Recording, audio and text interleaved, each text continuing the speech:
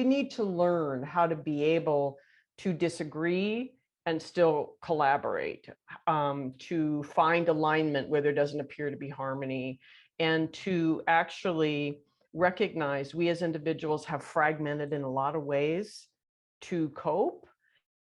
And part of what I really focus on with people is how to identify what that fragmentation is and to call yourself back, which begins to be this whole sort of internal collaboration of you with the parts of yourself you disowned to get to where you are today. And how do we get everybody back in the center?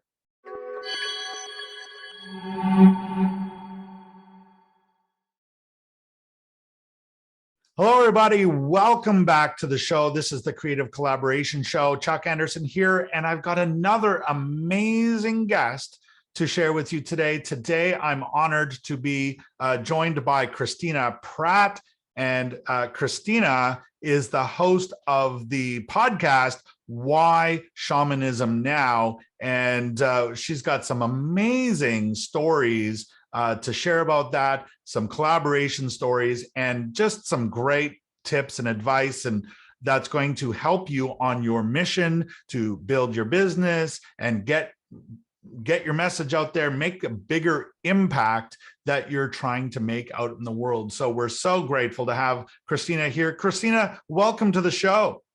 Chuck, thank you so much. I'm really happy to be here.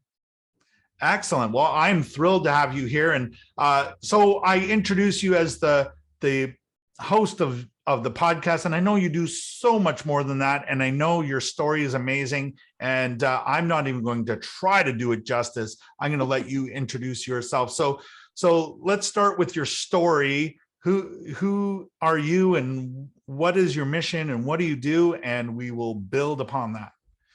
So many years ago, in a land far, far away, about 30 years ago, I was confronted by the possibility that what I had learned to do, going to school and going to college and getting my degrees and getting into medical school, was not actually the purpose of life. That I was told by a teacher that the purpose of my life was the evolution of my soul, and in that, the expression of my unique genius in this life.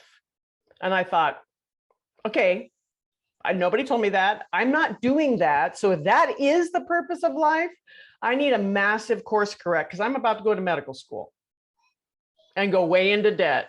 And that is like not the development of my soul. And so 30 years later, here I am. So basically what happened is I ended up asking the universe, why am I here? Like for real, like diligently for a year, I committed my entire life to that question because I thought I need this answered before I go to medical school because I just deferred for 1 year. I got a year to solve this. And so I realized that she was right. We are here for the development of our soul and express our soul's purpose. And so out of that came a spontaneous initiatory experience in Manhattan, which is a whole nother podcast, which brought me to why am I here, which is the mending of people's souls. Okay, so how do I do that? So I started learning skills and developing what has become Last Mass Center, which is a healing practice that is all about the tending of your soul in this lifetime so that you do what you've come here to do magnificently. And then because people that get healed don't exactly know how to be in relationship, because most of our relationship skills are based on our family of origin, which for most of us is fairly dysfunctional. So then we got life skills. And then the bigger ticket item over here is there's a whole 4-year set of teachings that orients us in the world with a very different sense of how to move through the world in relationship, in collaboration with the physical world, our emotional world, our mental world, and the spirit world, and not just the human aspect of that, but also our physical environment.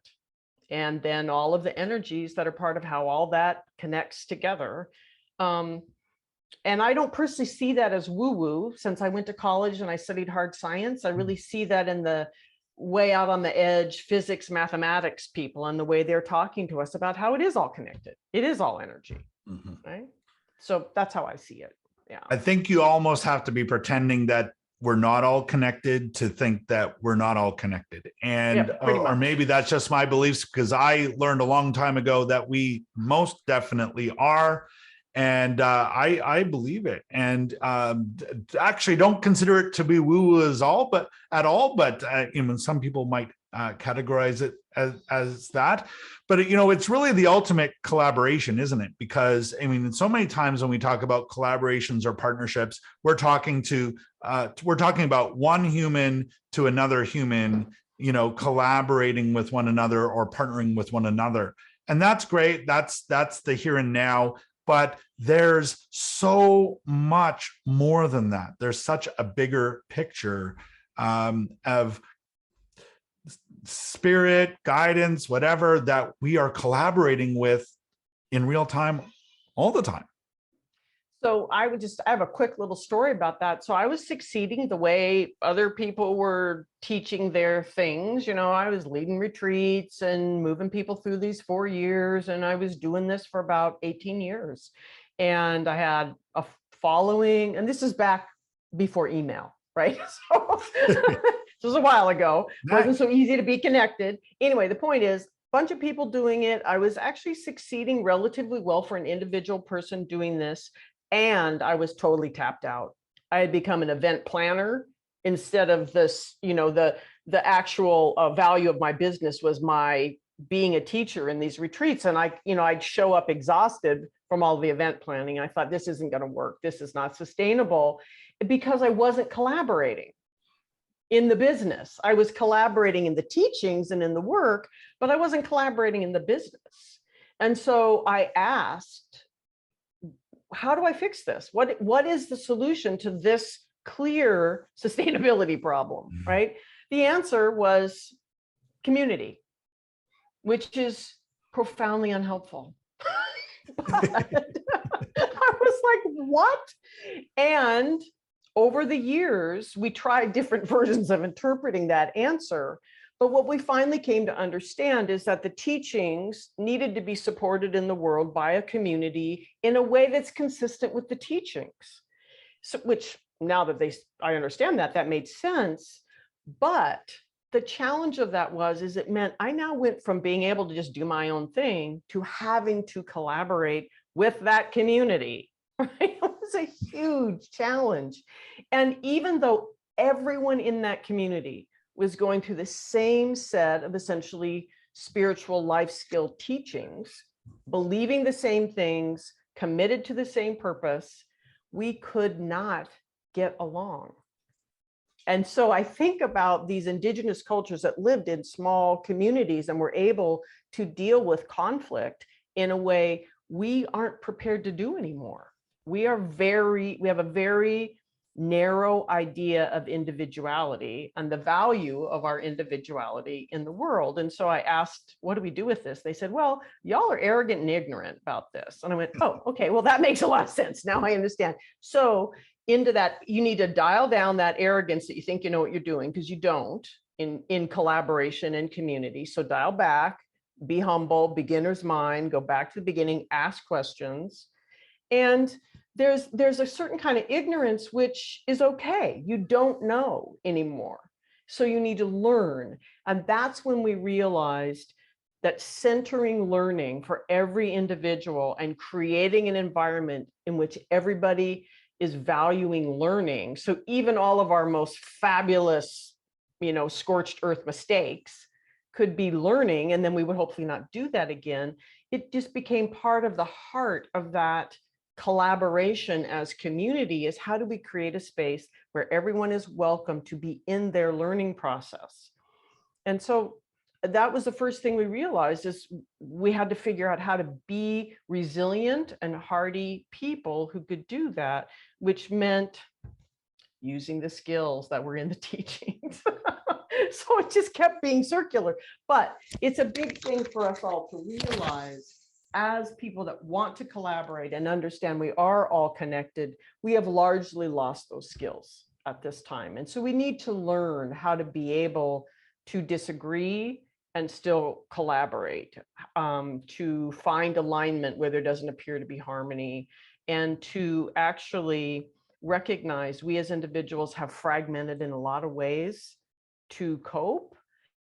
And part of what I really focus on with people is how to identify what that fragmentation is and to call yourself back, which begins to be this whole sort of internal collaboration of you with the parts of yourself you disowned to get to where you are today. And how do we get everybody back in the center? I love what you just said now about, the learning to disagree.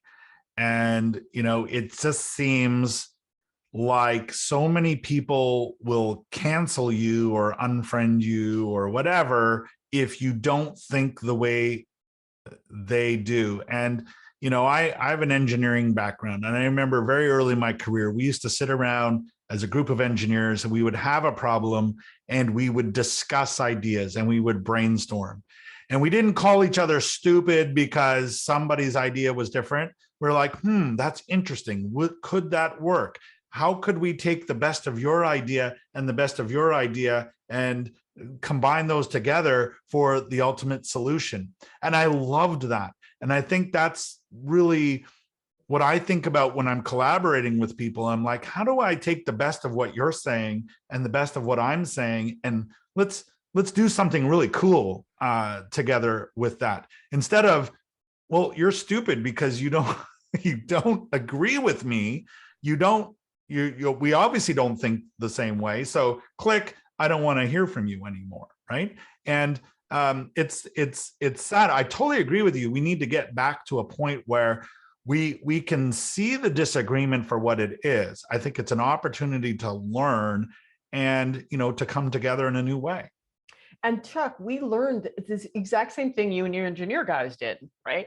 Is that if we want to put our effort into creating something truly new versus a new version of the same old thing, there's a lot of, how many out there, right, have done all this work to put your new whatever out in the world and realized once it was moving, it's actually just a new version of all those old patterns you were trying to get away from.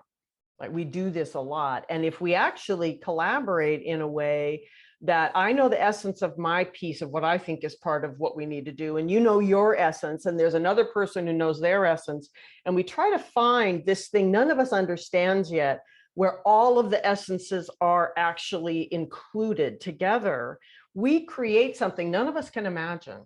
But it's actually going to allow us, if we commit to now manifesting that will be something that is new, truly new, and we are not just repeating a new version of the same old patterns, because these old patterns are really highly problematic for our world right now. Mm-hmm. We have to learn to not just create new versions of it, not it's superficial versions. Yeah. And what if we were each the missing piece of each other's puzzle? Right? We're all on a mission. We're all trying to achieve something. We're all doing something.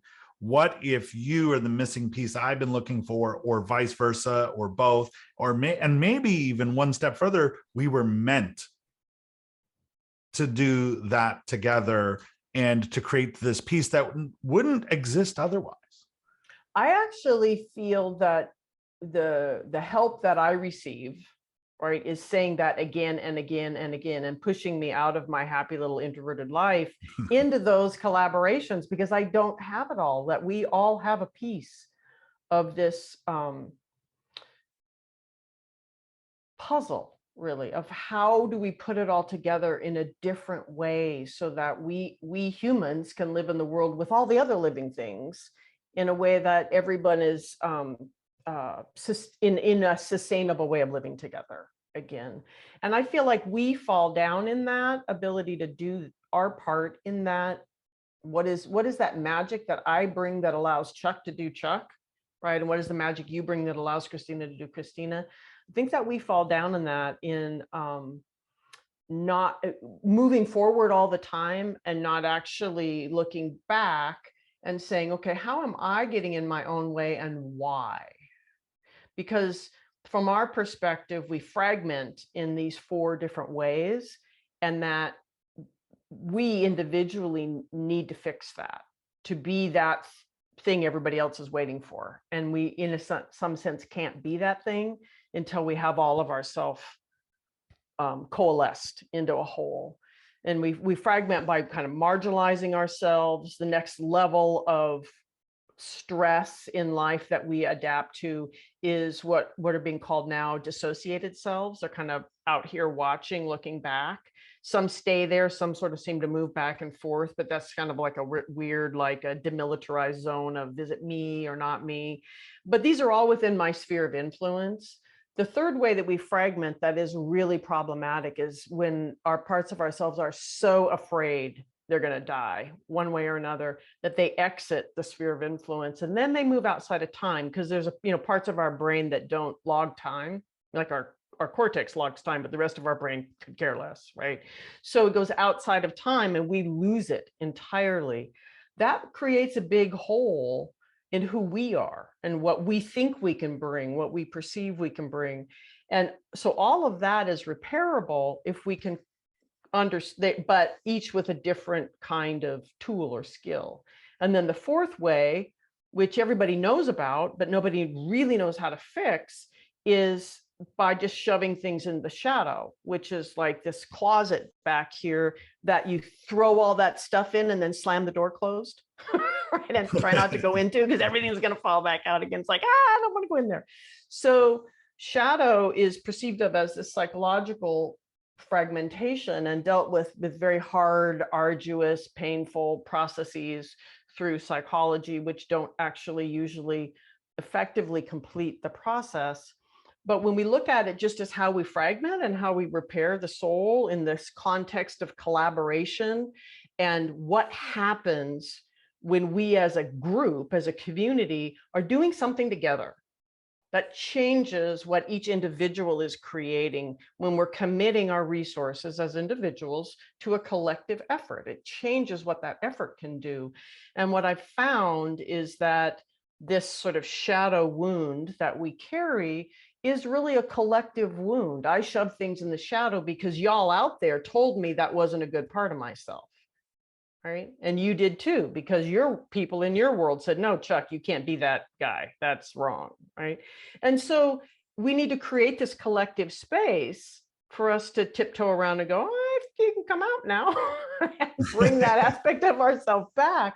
And that when we do that in this way that really celebrates the collaboration of humans, but also humans and their non-ordinary help, whether that's your dreams or your helping spirits, if you have them, that relationship is really important guidance. And we all have it, and we just need to use it.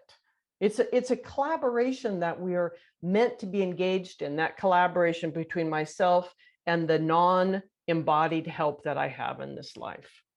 And in that collaboration, right, I can then realign with my own fragmented selves, and particularly with our shadow selves, because man, they are sneaky and they really mess up our brains. Mm-hmm. Right? Really, really slippery. And just when we think we've got it resolved, they're back again. And so doing this collectively, doing it as a collaboration, doing it as a collaboration with spirit, and doing it through artistic expression. So we're moving out of the brain into the part of ourself that just shouts out, poetry, art, movement, sound, just that messiness of wonderful human expression.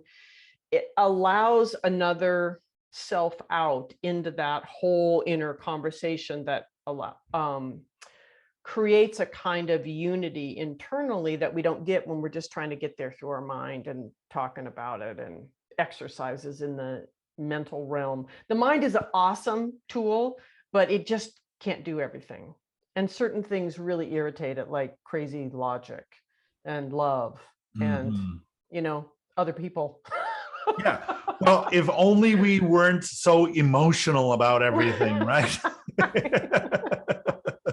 And all of the logic could just come to the forefront, and we would just be perfect at everything that we do. But then, yeah, like you said, those things come into play, and it brings the shadow part of us out.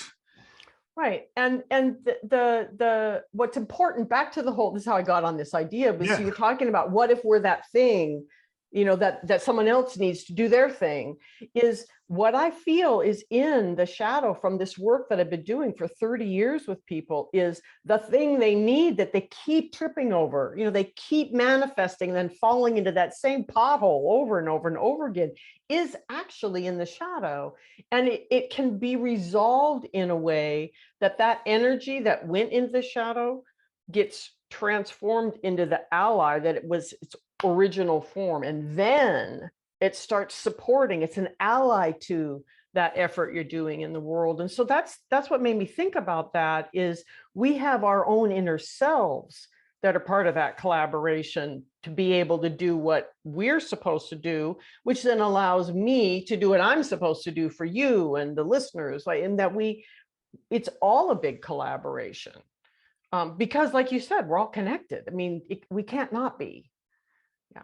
It has to be that way. I've been convinced of that for a long time, and that works for me. And when I look at how we're connected, and also feeling what someone else feels, and looking at it from their perspective, I have found to be educational at times, also very empowering at times. And so look, we've only scratched the surface, I think, of this whole topic. I think we could probably spend days unpacking all of this. And I know, it's been your life's work, so a lifetime, perhaps. And I know some of our people are going to want to connect with you, and we're going to make sure that we make that happen here in just a moment. Christina, one of the things that we always ask of our guests is a recommendation. So there's a self-help component to what we do. And if there was one book that you could recommend that is a must read, because it will change your life, it will change your business, it'll change your mission, or whatever it is, help you to collaborate more, whatever it is, what is that book? What should everybody read? Okay, so the one book that did that for me right now, like in the last year, is a book called Sand Talk by Tyson Yonkaporta. He's an Australian man. And the beauty of the book, which is very mind expanding in the most positive way, and it would help anybody realize, okay, I'm doing my thing, but it's gotta redirect in this way or that way. And then for you, Chuck, Tyson talks a lot about how the fundamental unit of existence is that relationship, one-to-one. And then the next thing is networks of relationships. And then the next thing is networks of networks. And that everything moves through that, if it is sustainable, if it is that which we're meant to be doing here. And pretty much everything else we're doing is a bad idea. Anyway, to add to the fun of this, of Tyson's work, is he also has a podcast called Other Others. And in this podcast, he is having really interesting conversations with other people all over the world that are speaking this same thoughts about how do we collaborate with each other, with old ideas, with new ideas, with the technology, with all these things, to figure out how is there going to be a viable planet for people 2 generations from now. How do we do that? And let's do it. Let's start doing it together. So really interesting people in tech fields and, I don't know, tracking, martial arts. I mean, all of these different masters in their field talking about where do all of these truths cross? How do we grab those truths and start living them? So personally, it's got me really excited right now. Well, it's got me excited right now too, because just the power of the question that is being asked.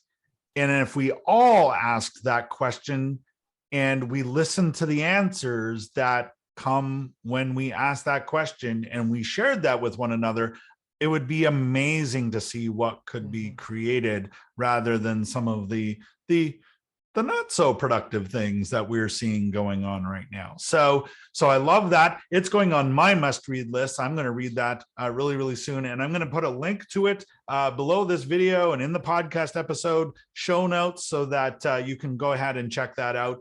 Christina, thank you so much for that recommendation and everything that you've shared here today. If anyone wants to learn more about what you're doing and get in touch with you, where's the best place to do that? Okay, to get in touch and learn about courses and activities is lastmaskcenter.org. It's all the different elements are there.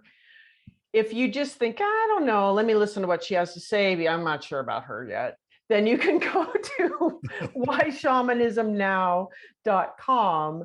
There is 500 hours of podcasts for you to pick and choose and access whatever you want to listen to me talking about or interviewing guests about, which is all about the practical application of shamanic skills in our contemporary lives. So it's all very much about how do we do now in a way that is connected to our ancestors and to the descendants and to all the extra help that we have around us in every moment. Fantastic. So we're going to make sure that that's all linked in here and that information is all there. So, so Christina, thank you so much. This has been a lot of fun. I could talk about this subject all day long, but who's going to listen to hours and hours and hours and hours and hours? The commute's only this long. So hopefully we've given you a taste of what's possible. There's so much more to unpack here. So Christina, before we sign off, if you were to leave our listeners with just one piece of advice as parting words, what would you say? Your greatest resource of love and connection is in the helping spirits you have not yet learned how to talk to. So learn now. We need them.